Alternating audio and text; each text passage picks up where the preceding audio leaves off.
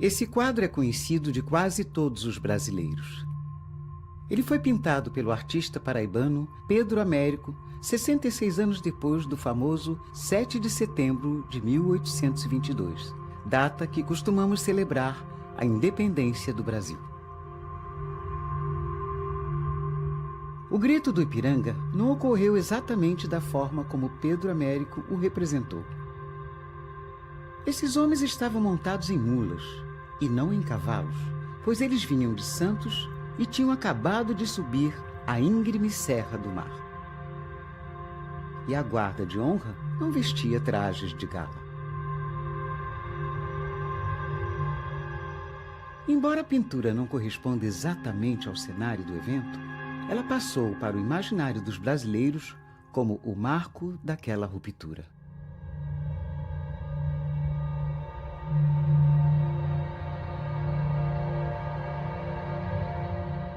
Essa separação só se completaria no ano seguinte, a partir do dia 2 de julho de 1823, com a vitória dos brasileiros contra o exército português no conflito conhecido como Guerra da Independência na Bahia. Por isso é que em Salvador, a independência do Brasil é comemorada nesta data há quase 2 séculos.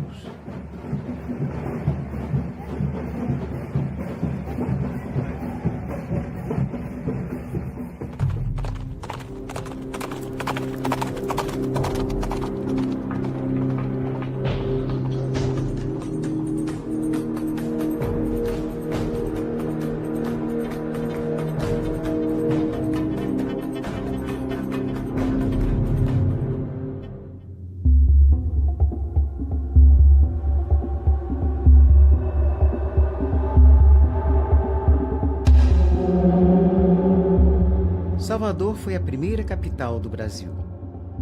Durante os 2 primeiros séculos da história colonial, as capitanias da Bahia e de Pernambuco, produtoras de açúcar, foram as mais ricas. Embora a capital da colônia tenha sido transferida para o Rio de Janeiro em 1763, Salvador continuou sendo uma cidade importante. Tinha cerca de 50 mil habitantes na segunda década do século XIX, quando o Rio de Janeiro tinha 60 mil. Possuía vários edifícios públicos, igrejas barrocas ricamente ornadas, um porto importante e a primeira faculdade de medicina do Brasil. A Bahia era uma capitania muitíssimo importante do ponto de vista econômico, né? Produzia açúcar, tinha um comércio fortíssimo, era a segunda cidade ou região que mais importava escravos. Nessa época, o Rio de Janeiro já tinha ultrapassado a Bahia, né? Mas a Bahia ainda era muito importante nesse comércio do Atlântico Sul.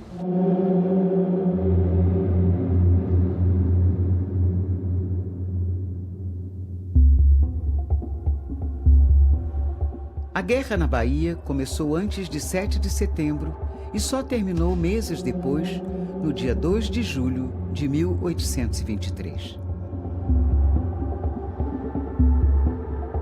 Foi nesse dia que as últimas tropas portuguesas, derrotadas pelos combatentes brasileiros, saíram do porto de Salvador e deixaram definitivamente o solo baiano.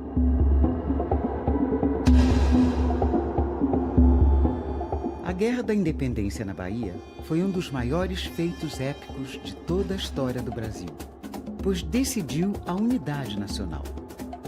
Foi uma vitória não só dos baianos, mas de todos os brasileiros.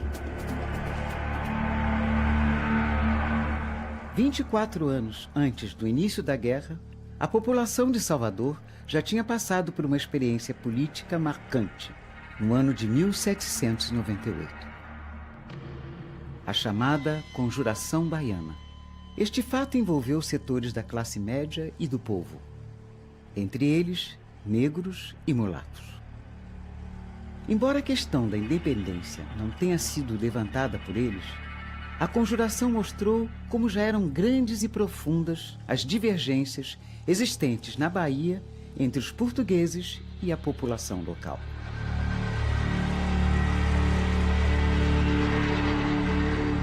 Vários líderes foram presos e enforcados por ordens do vice-rei.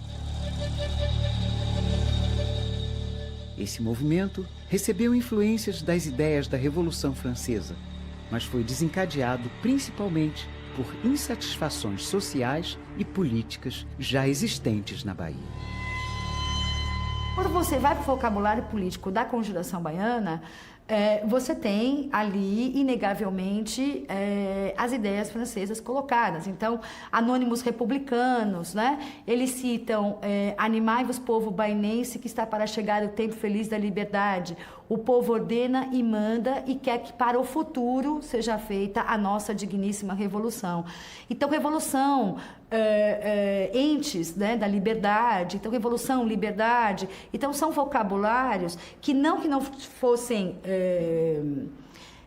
manejados em outros movimentos. A diferença, a radicalidade é que nesse processo da Conjuração Baiana, como você tem a construção de um consenso político entre vários setores da sociedade, né, isso ele ganha, isso dá uma radicalidade, o discurso é muito mais radical. Alguns anos após a Conjuração Baiana, a família real portuguesa se transferiu para o Brasil em 1808, logo após a invasão de Portugal pelas tropas napoleônicas. D. João abriu os portos brasileiros para o comércio internacional e, em 1815, elevou o Brasil à categoria de reino como parte do Reino Unido de Portugal, Brasil e Algarve. Várias melhorias econômicas e culturais alteraram sensivelmente a situação da antiga colônia. Em 1820, após a chamada Revolução Constitucionalista do Porto, deputados da metrópole e das colônias reuniram-se nas Cortes de Lisboa, que se tornou assim uma Assembleia Constituinte. As Cortes, elas estabelecem uma ruptura, né, com a própria história do Estado português, né? É um Estado de formação absolutista, né, e que, a partir das Cortes, passará a ter uma orientação liberal. Isso significava construir uma Constituição, submeter o rei à lei, né? Isso em si era também um desejo da maioria das províncias do Brasil, tanto que a maioria delas adere às Cortes. Mas a posição dos brasileiros em relação às Cortes de Lisboa foi aos poucos se alterando, passando do apoio entusiástico para um desacordo profundo, pois algumas decisões tomadas em Portugal eram prejudiciais ao Brasil. Ao chegar em Lisboa, os representantes das diversas províncias do Brasil começaram a questionar as políticas que as Cortes estavam tomando em relação ao próprio Brasil, né? Fala-se muito em uma recolonização a partir das Cortes de Lisboa, mas materialmente o que efetivamente estava acontecendo era a tirada de elementos do poder do Império Português do Brasil. A tendência era depois também retirar algumas liberdades, por exemplo, comerciais, essas sim muito caras às elites brasileiras, né, das províncias do Brasil. Então, a partir daí é que os deputados brasileiros ou das províncias do Brasil vão se retirar, a maioria deles, das Cortes, vão fugir para a Inglaterra e da Inglaterra voltar ao Brasil e articular nas suas províncias de origem, né, coordenado já com o que estava acontecendo no Rio de Janeiro, em torno de Dom Pedro, né, coordenar isso que depois vai ser a Constituição do Império, da independência do Brasil e do Império Brasileiro. Entre os deputados brasileiros nas Cortes de Lisboa, alguns eram baianos. O mais radical deles era Cipriano Barata, que além da independência, queria a República. O Barata é um rebelde de plantão.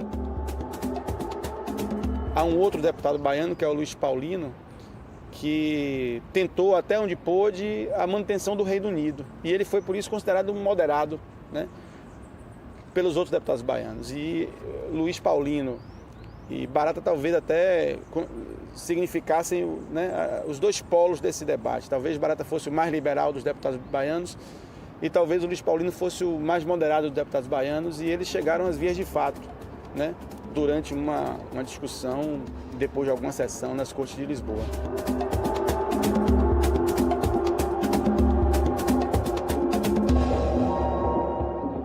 Depois de terem exigido o retorno de Dom João VI, as Cortes de Lisboa exigiram também o regresso de Dom Pedro para Portugal.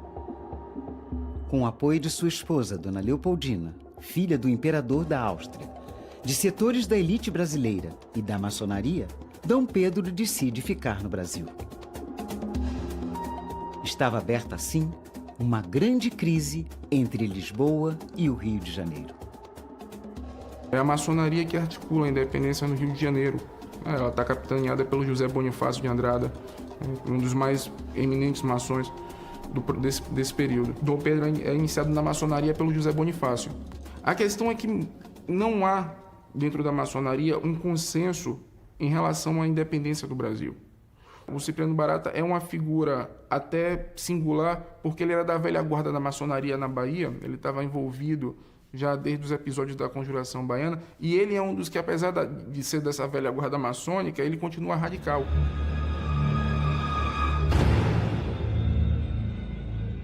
Enquanto as relações entre Lisboa e o Rio de Janeiro tornavam-se cada vez mais difíceis, na Bahia, a tensão política evoluiu rapidamente para o confronto armado devido às rivalidades existentes nos quartéis entre soldados portugueses e soldados brasileiros. O comandante das armas em Salvador era um brasileiro, o brigadeiro Manuel Pedro. Mas para garantir seus interesses na região, as Cortes de Lisboa mandaram substituí-lo pelo general português Madeira de Melo. No dia 12 de novembro de 1821, a tensão explodiu. Soldados portugueses atacaram soldados brasileiros nas ruas de Salvador e o brigadeiro Manuel Pedro foi preso e mandado para Lisboa. Poucos meses mais tarde, essas rivalidades resultaram ainda em um outro enfrentamento armado entre soldados brasileiros e portugueses no Forte de São Pedro. Isso ocorreu nos dias 18 e 19 de fevereiro de 1822. Após violento combate, os brasileiros foram derrotados. Esse exército português na Bahia é um exército experimentado nas guerras da Península, né, nas guerras contra Napoleão. Então, os regimentos portugueses instalados na Bahia eram regimentos com mais experiência, não só de caserna, mas também, né, de campo de batalha. Em geral, os regimentos portugueses também eram melhor armados e melhor pagos. Os soldados brasileiros que conseguiram escapar do Forte de São Pedro espalharam-se pela cidade. Alguns encontraram refúgio no convento da Lapa. A Madre Superiora Joana Angélica, responsável por essa moradia de religiosas, tentou evitar a entrada dos portugueses, mas foi morta a golpes de baioneta na porta do convento. Eu considero uma mártir da independência, mártir da igreja, sobretudo, da religião, muito mais do que uma heroína. A morte dela foi interpretada pela população comum da Bahia como uma morte patriótica, né? Apesar de não ter sido, na minha opinião, a intenção da Joana Angélica ao se antepor aos soldados portugueses, mas isso não impediu que, de alguma forma, isso fosse também utilizado, né, como um recurso retórico, como um argumento, né, para demonstrar o que era a dominação portuguesa na Bahia. E ela passou, então, a ser vista como uma heroína desse processo, dessa luta. Grupos paramilitares de portugueses começaram a espancar e a assassinar brasileiros suspeitos de insubordinação e conspiração. Esses bandos armados eram chamados de mata-cabras. O aumento da violência na cidade chegou a tal ponto que os oficiais do exército português não tinham mais o controle de suas tropas. Salvador tornou-se uma cidade muito insegura. famílias inteiras, foram para o Recôncavo. Muitos eram senhores de engenho que tinham casa em Salvador e tinham casa nas vilas do interior. Aí as famílias foram todas para o interior, foram para as vilas chamadas Confederadas. São Francisco do Conde, Maragogipe, Santa Amaro, foram para lá. Então, houve uma evasão enorme na cidade, as pessoas saíram. E aqui fica quem não pode fugir, ou quem decidiu ficar de qualquer jeito, né? Ou seja, o povo miúdo, basicamente, muitos escravos. Por exemplo, houve casos de escravos que não fugiram com os seus senhores e ficaram aqui, mas entraram na resistência. Por outro lado, essa radicalização fez com que soldados baianos, sobreviventes do Forte de São Pedro, começassem a atacar portugueses nos arredores de Salvador. A eles se juntaram desertores e escravos fugidos. Esses grupos ficaram conhecidos como mata-marotos. Agiam tanto em Salvador como em Cachoeira e outras áreas do Recôncavo. Talvez o mais central desses temas fosse justamente aquilo que se chama de antilusitanismo, que desembocou muitas vezes em movimentos que na Bahia a gente chama de mata-marotos, mas que aconteceram em várias outras províncias do Brasil, né? E que eram movimentos de violência contra os portugueses, não contra o exército português, mas contra o português que muitas vezes era o dono de um armazém, né? E em alguns momentos esses portugueses sofreram violência física, saques nas suas propriedades, invasão das suas propriedades. A fuga de importantes famílias baianas de Salvador para o Recôncavo deve ser entendida dentro do contexto histórico em que a economia baiana se desenvolveu desde o início da colonização.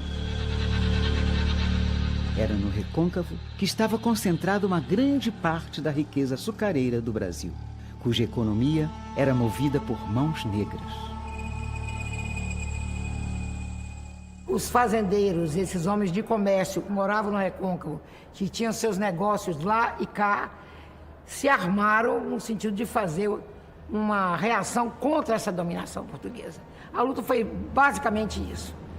Retomarem a Bahia, retomarem a cidade de Salvador, que ninguém naquele tempo chamava a cidade de Salvador, chamava era Bahia, cidade da Bahia, retomarem a Bahia das mãos dos portugueses. Para as elites brasileiras, a independência significava a manutenção de uma ordem que lhes favorecia, que implicava no latifúndio, na escravidão e na liberdade de comércio, que eles viviam desde 1808 com a chegada da família real.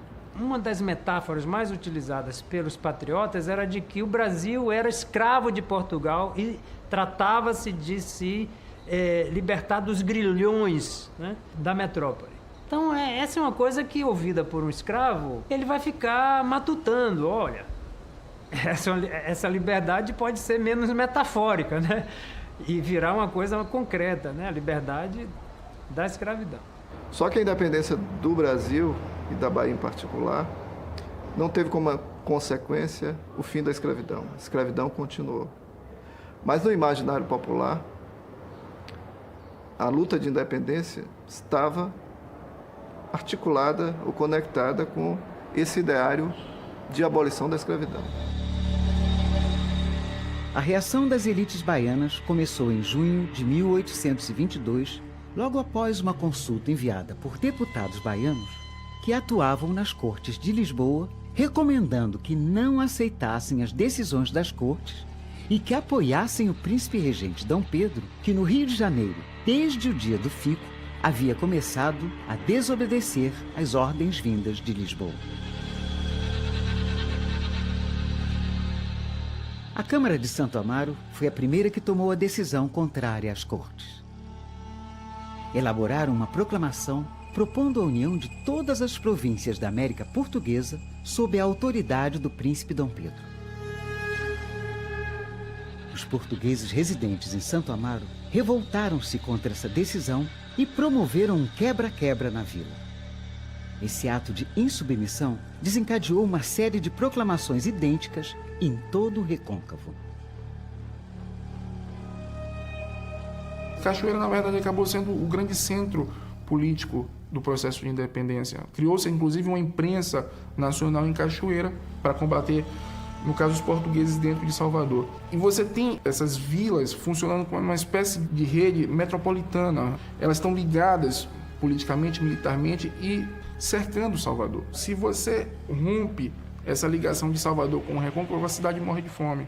Então, sem dúvida nenhuma, é uma guerra que foi vencida a partir dessas vilas do Recôncavo Baiano. A decisão da Câmara de Cachoeira foi tomada no dia 25 de junho de 1822. Logo após a aclamação pelo povo das decisões adotadas pela Câmara, foi celebrada uma missa e depois saíram todos em passeata pelas ruas de Cachoeira.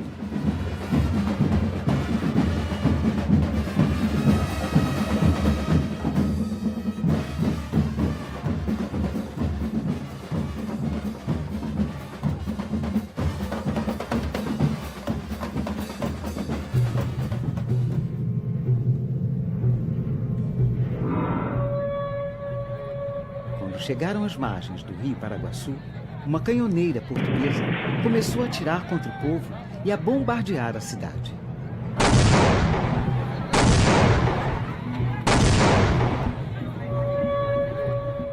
Os cachoeirenses reagiram à bala. A primeira vítima do lado brasileiro foi um jovem conhecido como Tambor Soledade. Esses eventos marcaram o início da guerra no Recôncavo. Essa data do 25 de junho, ela marca definitivamente a composição dessa guerra, né? Quem está do lado do Madeira de Melo e, portanto, das Cortes de Lisboa, e quem está contra a Madeira de Melo e, portanto, contra essa dominação das Cortes de Lisboa. A vila de Cachoeira logo conseguiu reunir e armar 1.500 homens, dentre eles membros da elite açucareira, centenas de soldados brasileiros derrotados recentemente em Salvador, voluntários recrutados em vilas e engenhos do Recôncavo, negros escravizados ou libertos, índios flecheiros e vaqueiros vindos do sertão. Não se deve pensar num exército muito bem equipado, essas coisas todas, né? Porque não era isso, mas era um exército bastante numeroso. Existia um batalhão dos negros, chamado Batalhão dos Henriques. Existia o Batalhão dos Periquitos, que era do avô de Castro Alves, José Antônio da Silva Castro Periquitão. É uma liderança, um homem que pagou para fazer um pequeno exército, alimentou aquele pessoal e levou para a guerra. Desde o início da guerra, os comandantes das tropas brasileiras adotaram como estratégia a ideia de cercar a cidade de Salvador a fim de impedir o abastecimento alimentar das tropas portuguesas. Um dos lados da cidade é banhado por águas do Oceano Atlântico. O outro lado é rodeado por águas da Baía de Todos os Santos. Ao fechar as saídas restantes por terra entre Pirajá e Itapuã, os combatentes do Recôncavo estavam tentando isolar a cidade. A decisão de levar a guerra para uma condição de cerco, ela nasce de alguns elementos. Um deles é a própria constituição geográfica de Salvador, que se estabelece numa região mais elevada e cercada por escarpas, e da presença de fortificações colocadas em pontos estratégicos, o que permite a quem ocupa a cidade uma defesa bastante vantajosa do terreno. Por outro lado, também as tropas portuguesas estão melhor armadas, além de melhor localizadas, estão melhor armadas e têm mais experiência de guerra. Então, tomar Salvador não seria uma operação fácil. Por outro lado, como Salvador dependia do abastecimento, né, de gado, principalmente de gado e de farinha, então essa opção do cerco talvez fosse a mais racional a ser tomada. Essa estratégia de cercar Salvador ela foi usada pelos próprios portugueses no século XVII, durante a invasão holandesa. Os holandeses ocuparam Salvador, mas Salvador foi cercada pelas vilas do Recôncavo. Acabou que os holandeses, morrendo de fome, tiveram que abandonar o projeto de invasão. 200 anos depois, a coisa se repete, mas dessa vez com os próprios portugueses. Do lado português, a estratégia do general Madeira era de intimidar o Recôncavo e impedir a exportação de açúcar. Ele estava confiante com sua tropa de 3.000 soldados bem equipados e mais as forças de guerra da esquadra portuguesa. A estratégia dos brasileiros era de impedir o abastecimento alimentar de Salvador para vencer as tropas portuguesas. Brasileiros e portugueses estavam prontos para se enfrentarem no campo de batalha.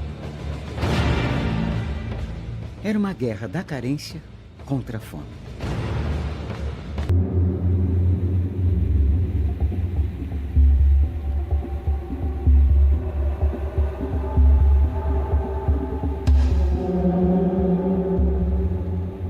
A 10 quilômetros de Salvador, a ilha de Taparica parecia um lugar fiel à autoridade portuguesa. Mas quando uma conspiração foi descoberta, a resposta do exército lusitano foi brutal. Depois de bombardearem o povoado, um grupo de 80 soldados, liderados pelo capitão 30 Diabos, desembarcou na ilha e promoveu atrocidades com a população local. Antes de retornarem, os portugueses ainda inutilizaram os canhões da fortaleza de São Lourenço, o que mais tarde foi considerado um erro do general Madeira. Então toda essa área, né, de água que tem aqui, a porção norte da Baía de Todos os Santos, ficaria controlada caso os portugueses conseguissem dominar a vila de Taparica. E, a partir de então, resolveu preparar uma defesa militar mais organizada, porque era iminente o retorno dos portugueses de forma mais, vamos dizer assim, decisiva. A ilha de Taparica havia sentido a superioridade do exército lusitano. Os combatentes brasileiros não tinham o mesmo preparo militar e seu acesso a armamentos de guerra era escasso.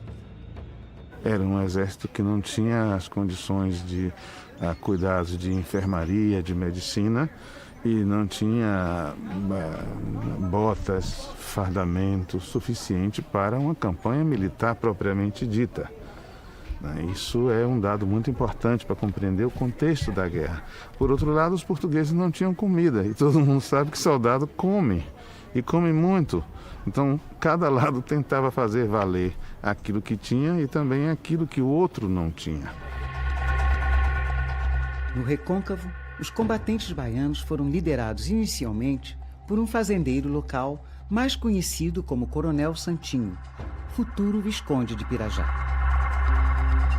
Posteriormente, Dom Pedro decidiu enviar o experiente general francês Pierre Labatut para assumir o comando da resistência baiana. Ele já havia lutado pela independência da Colômbia sob as ordens de Simão Bolívar. E aí foi nesse momento, aliás, com a chegada de Labatut, que um exército, de fato, é constituído, né? A partir, principalmente, das milícias locais, né? Sobretudo as milícias do Recôncavo e parte das tropas dos brasileiros, das antigas tropas que também fugiram para o Recôncavo. E aí é formado o chamado Exército Pacificador, sob o comando de Pedro Labatut. Antes de chegar à Bahia, Pierre Labatut recrutou 700 homens em Sergipe, Pernambuco e Alagoas. Recebeu mais 200 soldados da Paraíba e, posteriormente, 800 homens do Batalhão do Imperador que vieram do Rio de Janeiro. Todos eles se uniram aos 1.500 baianos que se preparavam para enfrentar os portugueses. Isso é uma coisa importante, porque um exército nacional foi também formado aqui. Não foi um exército apenas formado por baianos, né? Então, nossos irmãos pernambucanos participaram desse esforço de guerra. Os cariocas também participaram. Então, isso também é um aspecto importante do porquê a independência aqui foi também parte da independência nacional. Esse novo exército brasileiro concentrou-se na região de Pirajá para bloquear as estradas de acesso a Salvador e ao Recôncavo. O objetivo era impedir o abastecimento alimentar da cidade, Foi aí, no dia 8 de novembro de 1822, que ocorreu a maior batalha terrestre da Guerra da Independência.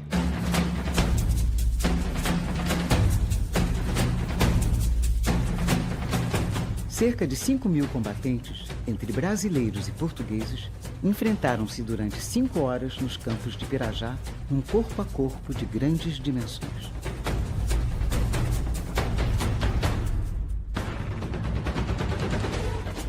Armados de arcabuzes, bacamartes, baionetas, facões, arco e flecha e outras armas artesanais, os brasileiros enfrentaram o experimentado e bem equipado exército português. Nas encostas de Pirajá, a luta assumiu grandes proporções e os portugueses estavam avançando cada vez mais.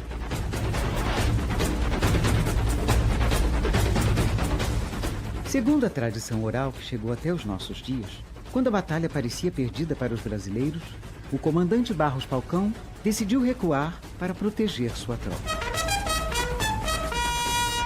O corneteiro Luiz Lopes, ao invés de tocar retirada como foi ordenado, tocou Cavalaria avançar e, em seguida, Cavalaria degolar.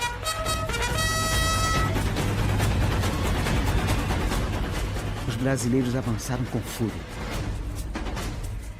Com isso, os portugueses se precipitaram ladeira abaixo, perseguidos até as praias, com um grande número de mortos e feridos de ambos os lados.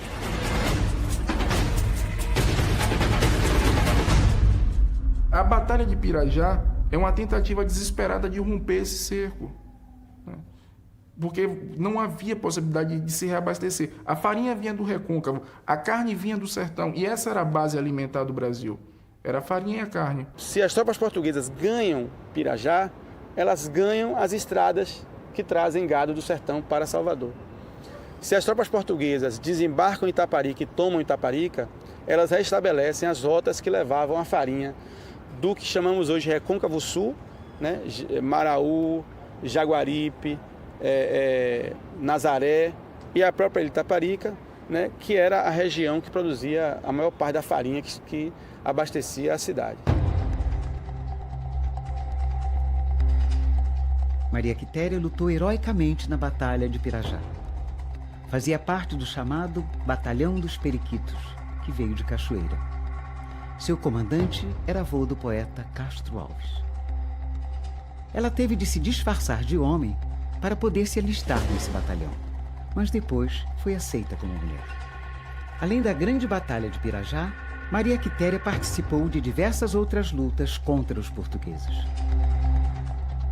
Maria Quitéria, uma jovem, nasceu no sítio Licorizeiro, nas cercanias de Feira de Santana, em 27 de julho de 1792. E quando o emissário chegou à Feira de Santana, enviado pelos comandantes daqui para conseguir homens vaqueiros para se unirem às tropas, aos batalhões patrióticos que estão sendo formados aqui em Cachoeira para lutarem contra os portugueses, ela ouviu a conversa desse emissário com o pai e fugiu, cortou os cabelos e se apresentou para ser voluntária de um dos batalhões. Só que fora descoberta que não se tratava de um homem, e sim de uma mulher.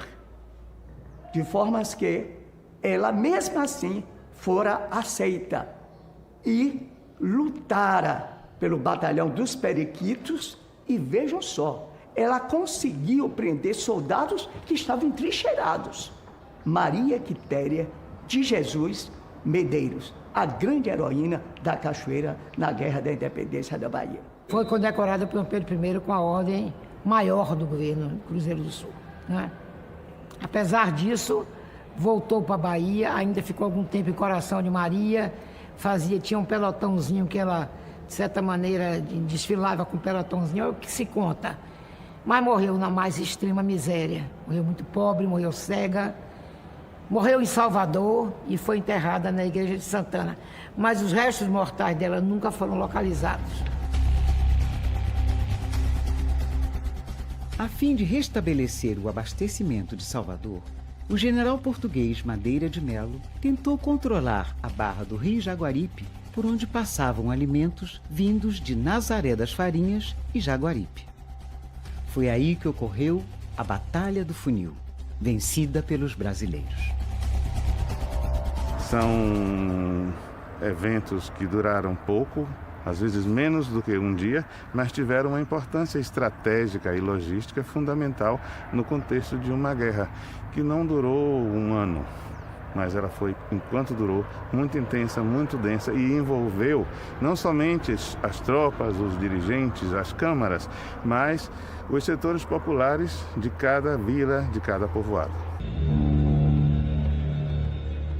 A vitória brasileira na Batalha do Funil contagiou a vizinha Itaparica, ainda traumatizada pela violenta repressão portuguesa poucos meses antes.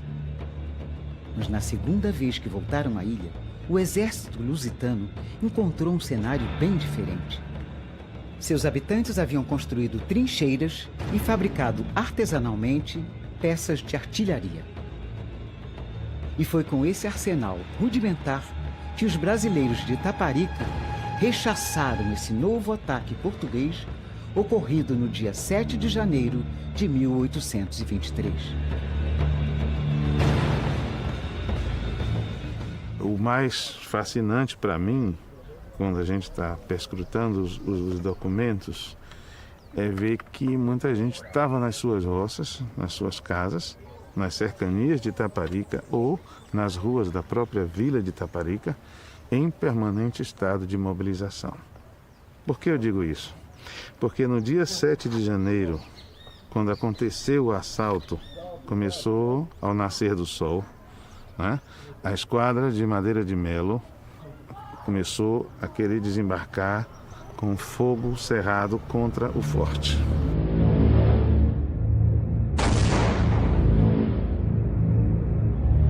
O pessoal de Madeira de Melo conseguiu apenas desembarcar, mas não foi capaz de tomar a vila. Então esta foi uma derrota fragorosa. Já tinha acontecido a derrota do Cabrito, né, da Batalha de Pirajá. Já tinham acontecido muitas outras derrotas menores, mas o fato deles perderem a ilha e perderem com isso a oportunidade de se aprovisionar de alimentos foi muito importante em termos logísticos. Penso que este foi um dos momentos que deu uma definição do rumo da guerra. Ou seja, eles viram que não poderiam mais reconquistar o recôncavo, a não ser com a chegada de reforços muito poderosos que demoravam e não chegavam. A tradição baiana preservou a memória da participação popular e feminina na Guerra da Independência. Em Itaparica, um desses personagens é Maria Filipa, uma negra catadora de mariscos que liderou um grupo de 40 mulheres que chegaram a dar surras em soldados portugueses com uma espécie de urtiga que provoca graves irritações na pele e muita dor. Eu gosto de chamar atenção para os personagens menos evidentes. Maria Filipa, por exemplo, em Itaparica é isso, né? Quer dizer, é uma personagem cuja tradição oral da ilha coloca como papel importante ao rechaçar a tentativa portuguesa de desembarcar na ilha de Itaparica. E você não encontra Maria Filipa nos documentos oficiais, né? Ela brinca, ela ri, ela dança, ela tripudia do inimigo. Quer dizer, ela faz gozação com o português. Então, as coisas que falam de Maria Filipa mostram assim, uma pessoa que tinha uma capacidade de dar a volta por cima. Isso é muito importante na cultura popular, né? A capacidade de reverter as situações em seu favor próprio. Então, ela é esperta, ela é inteligente, ela consegue dar risada em momentos difíceis e ela é uma vencedora. Mas ninguém em Itaparica duvida de que Maria Filipa foi fundamental para que a independência da Bahia se realizasse também a partir desta vila. Depois da vitória dos brasileiros em Pirajá e 2 meses mais tarde em Itaparica, o general Madeira viu-se em situação muito difícil com seus soldados passando fome em Salvador. Agora, a única fonte de abastecimento da cidade era a província cisplatina, de onde vinham por mar alimentos em quantidade insuficiente. Aí é que a participação do Pedro I e das forças vindas do Rio de Janeiro são decisivas, porque você tem o Lord Cochrane, que é um almirante britânico a serviço do Pedro I, que vai fechar as águas da Bahia para qualquer tipo de abastecimento. Com o intuito de sufocar ainda mais a já difícil situação dos portugueses em Salvador, 9 navios de guerra brasileiros, comandados por Lord Cochrane, atacaram 13 navios de guerra portugueses, comandados pelo chefe de esquadra, João Félix. Essa sangrenta batalha naval ocorreu na Baía de Todos os Santos e durou várias horas. Depois desse confronto, a situação dos portugueses tornou-se insustentável. Isso foi um golpe de misericórdia nas forças portuguesas. Eles não tinham como sobreviver mais. Eles iam começar a ter crises de carestia. E soldados armados passando fome é um problema grave, né? Então, daí você ter uma Salvador sitiada. Eles tiveram que se render. Eles não tinham como se manter mais tempo aqui.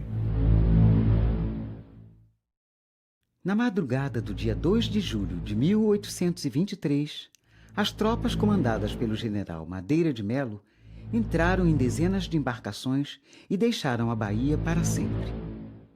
A esquadra comandada por Lord Cochrane ainda perseguiu os portugueses durante alguns dias no Oceano Atlântico para ter a certeza de que eles não mais voltariam. Poucos dias mais tarde, no dia 28 de julho, os maranhenses expulsam os portugueses da ilha de São Luís. Em seguida, no 15 de agosto, o Pará aderiu à independência do Brasil. No Piauí, meses antes, os brasileiros já haviam expulso os soldados fiéis às cortes de Lisboa. Com isso, quase um ano depois da declaração da independência feita por Dom Pedro I, a separação entre Brasil e Portugal foi finalmente concluída. A Guerra da Independência na Bahia, terminada em 2 de julho de 1823, foi um momento crucial desse processo. Ela é uma data que decidiu o destino do Brasil como nós conhecemos hoje. Ela é uma data que confirmou a unidade territorial do Brasil como nós conhecemos hoje. Não fosse o 2 de julho, não fosse a guerra na Bahia, né, certamente a história poderia ter sido muito diferente. A América poderia ter sido dividida e poderíamos ter um enclave português permanente no litoral norte do Brasil. Isso, sem dúvida nenhuma, faz da data algo de caráter nacional. Deve ser considerado muito maior do que as fronteiras da Bahia. Ela foi um momento decisivo, né, na própria manutenção da independência do Brasil.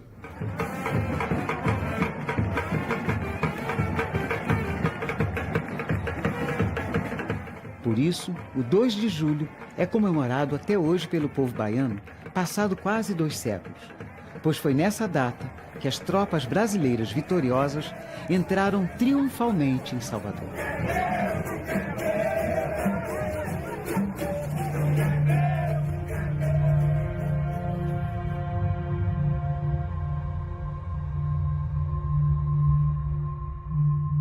É uma festa popular, cívica popular, sem igual em qualquer parte do país.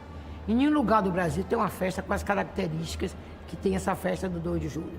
Primeiro, ela nasceu do povo. Um ano após a independência, uns remanescentes da guerra pegaram um caboclo, um descendente de caboclo, colocaram numa carroça, que dizem que era uma carroça da guerra, e desfilaram ali pelo Pelourinho. Foi aí que começou, um ano após, entendeu? De modo que a guerra emergiu do povo. É uma guerra eminentemente popular. Sem a participação popular, sem o envolvimento de escravos, ex-escravos, camadas pobres, a independência da Bahia seria inviável, porque a elite por si mesma não seria capaz de promover um movimento daquela magnitude. Então, a intensa participação popular, ainda hoje, nos festejos do 2 de julho, representam isso.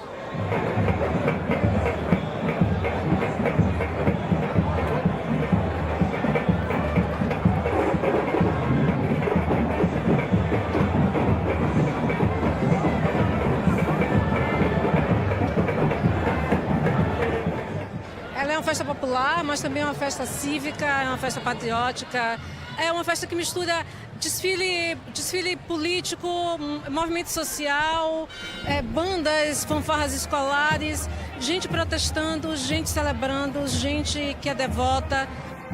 Essa pluralidade é o que faz com que a festa seja tão singular, tão particular. Eu gosto muito de pensar os personagens que somem e os outros que aparecem, que são integrados na festa, né? Então, se por muito tempo a figura do Labatut, que era um militar francês, contou, né, como personagem da festa, hoje ele é completamente sumido, desapareceu. E ao mesmo tempo surge a Maria Filipa, que é um personagem que nós historiadores sabemos de ouvir falar, está muito na memória popular, mas que não se tem nenhum registro histórico que marque mesmo a presença desse personagem, mas que está na rua, então ela existe.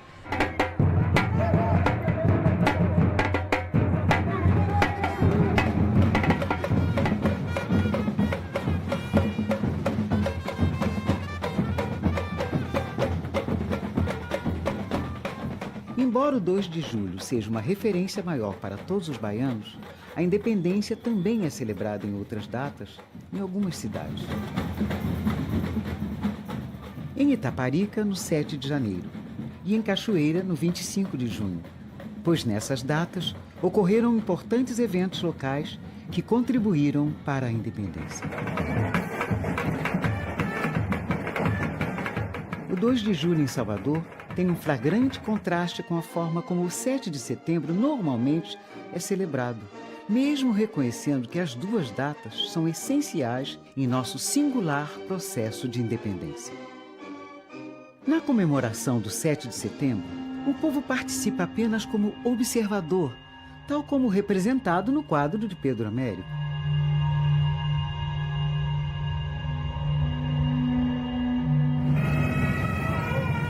No 2 de julho é diferente. Nele, o povo participa como protagonista.